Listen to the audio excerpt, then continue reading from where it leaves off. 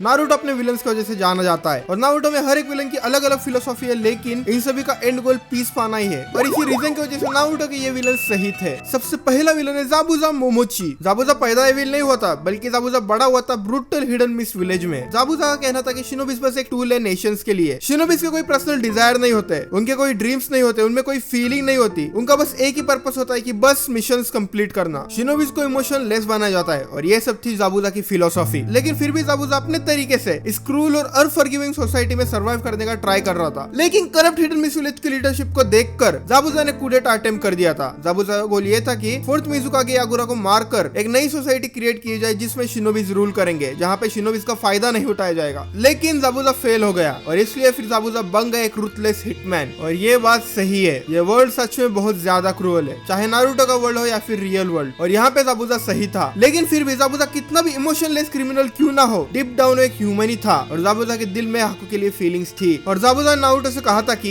Your words cut deeper than any blade. Second villain जो कि सही था वो है feel pain, no pain and accept pain. देखो, पेन यानी कि नागाटो के साथ बहुत ज्यादा बुरा हुआ था। Hidden leaf village, hidden rock और हिडन सैंड विलेज, ये बड़े बड़े नेशंस छोटे छोटे नेशंस जैसे कि हिडन रेन विलेज को अपनी पर्सनल बैटल फील्ड यूज करते थे। और इसी वजह से हिडन रेन विलेज में कभी पीस स्टैब्लिश हो ही नहीं पाया। इनका वॉर से कुछ लेना देना भी नहीं था। लेकिन फिर भी सेकंड और थर्ड ग्रेट निंजा वॉर में इन्होंने हिडन रेन विलेज को यूज किया एज इनकी पर्सनल बैटल फील्ड। और हिडन लीफ विलेज के शिनोबिस ने नागाटो के माँ बाप जो कि नॉर्मल सिविलियंस थे, उन्हें नागाटो के आंखों के सामने मार दिया और नागाटो को अनाथ बना दिया। और भाई नागाटो लिटरली भूख की वजह से मरने वाला था। नागाटो घर घर जाकर खाना मांगता था लेकिन कोई देता नहीं था। और फिर नागाटो ने अपने बेस्ट फ्रेंड याहिको को भी मरते हुए देखा। और ये सब वॉर्स की वजह से हुआ। अगर वॉर्स होती नहीं तो फिर याहिको के माँ बाप जिंदा होते और शायद से एक हैप्पी लाइफ जी रहे होते, अगर वॉर्स नहीं होती तो नागाटो ने इतना ज्यादा पेन एक्सपीरियंस कर लिया था कि वो बस पीस ही चाहता था। और नागाटो ये मानता था कि लोग एक दूसरे के फीलिंग को कभी नहीं समझेंगे और लोग एक दूसरे को हिट करना कभी बंद नहीं करेंगे। साइकिल ऑफ हेट्रेड कभी खत्म ही नहीं होगा। और इस बात से भाई मैं भी एग्री करता हूँ। मैं चाहे कितनी बार भी कह दूं आई हैव नो एनिमीज, लेकिन किसी न किसी के लिए मेरे दिल में थोड़ा तो हेट आ ही जाता है। मैं उसे कितना भी खत्म करने का ट्राई करूँ लेकिन वो हेट रहता ही है। उस बंदे के लिए थोड़ा तो हेट मेरे मन में रह ही जाता है। लोग एक दूसरे के फीलिंग को रियल वर्ल्ड में, रियल लाइफ में कभी नहीं समझेंगे। लोग बस अपना फायदा देखते हैं। और कुछ चूतिया वर्ल्ड लीडर्स की वजह से वॉर भी होती है। और भाई ये सच है, मान लो, लोग एक दूसरे के फीलिंग को कभी नहीं समझेंगे। इस वर्ल्ड में ट्रू पीस एग्जिस्ट ही नहीं करता। This world is full of despair. और मैं भगवत गीता पढ़ता हूँ और मुझे याद तो नहीं है लेकिन कहाँ पे तो मैंने पढ़ा था कि इस जगत में सुख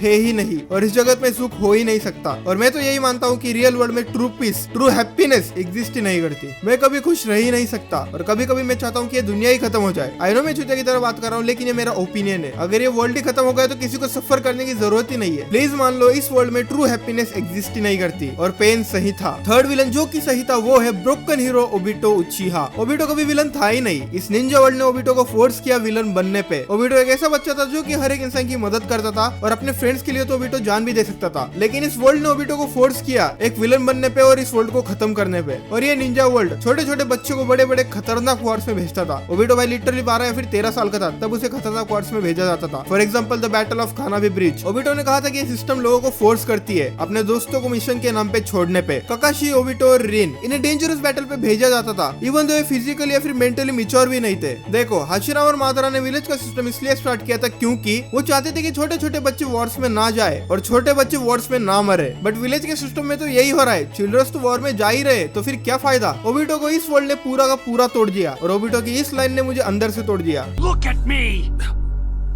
There's nothing in my heart.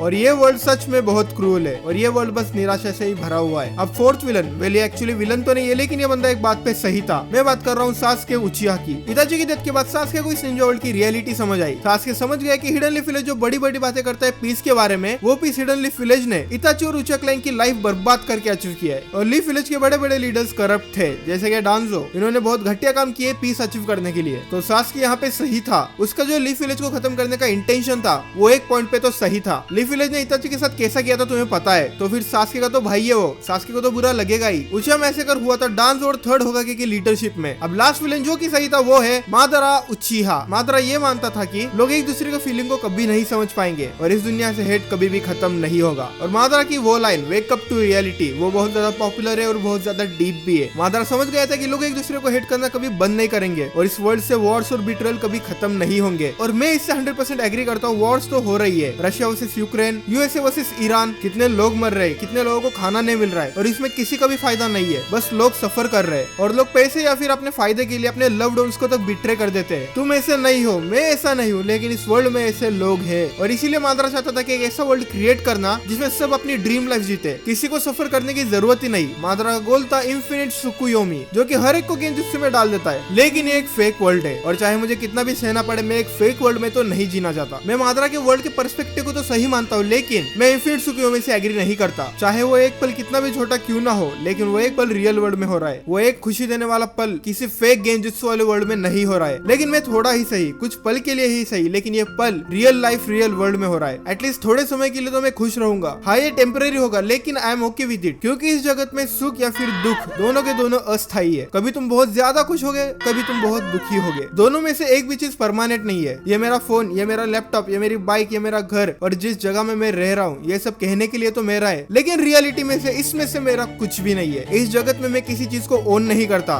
ये सब परमेश्वर का है। ये सारी चीजें टेम्पररी है, चाहे वो मेरा सुख हो चाहे वो मेरा दुख हो। और ये वर्ल्ड सच में बहुत क्रूअल है। This world is cruel but I still love you. तो फिर भाई ये बहुत ज्यादा अलग वीडियो थी, मैं तो चला भगवद गीता पढ़ने। बाय।